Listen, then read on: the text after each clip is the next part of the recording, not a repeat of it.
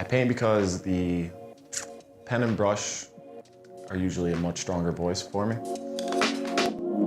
Growing up, I had a speech impediment at a young age, so it wasn't until my aunt, who was a teacher of arts at a university, took me in around age 6, where she would invite me over to her house every summer to come to paint. She'd teach me all the basics of the anatomy, floral and fauna, all the basic stuff. She quickly saw that I didn't talk much. So the best thing to do was put something in my hand where I could reflect what I want to say out in a way without actually saying it. So then the pen and the brush became a very, very strong voice.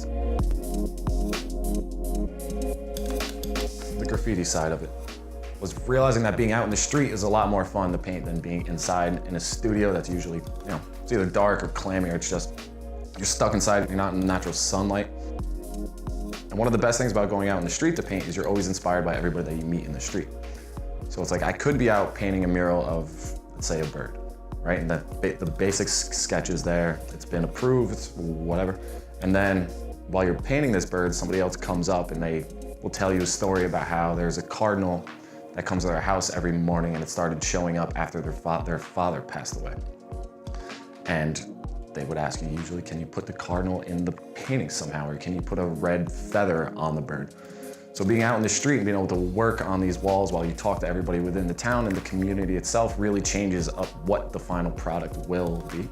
So the most fun for me is being able to be out, to talk to everybody in the street and seeing how the painting comes out at the end. Because it's always a base plan for it, but I don't like to sketch or plan anything out first. But when you're doing a mural for someone else, you have to give them, you gotta give them the sketch to see what they're paying you for. But then it never ends up as is. So it's always great seeing the backstory that comes out behind the walls when you're out in the street. And then the community members who you spoke to have a link to that wall.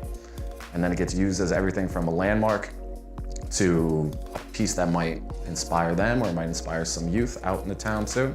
Or it just becomes a very touching wall for them. Like if the cardinal ends up in the wall, then they have a link to that. Like that's a piece of their heart that is now on this wall, and forever, as long as this wall is in the town, they have that specific link to the town itself.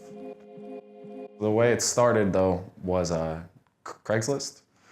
I literally would just make a Craigslist ad, because nobody will hire you if you don't have anything to show. And getting a mural to paint is the difficult task, because it's who's gonna give somebody who doesn't have anything to show a 200-foot wall and $3 grand in cash, say, here, go. So I made Craigslist posts literally just saying, I will paint a mural for you, just please pay for the transportation and for the paints. Labor's free. So in order to develop a style and get comfortable with the cans and, up my game a bit, I literally did 55 murals for free, just to get to the style point where I felt like I was comfortable enough to start really charging, where I felt like I was in the game. Like before it just was, like a varsity basketball player. And then as soon as I did all those walls, I was like, all right, I feel like I'm college now. And then now we're in the professional leagues when we start to get paid for it.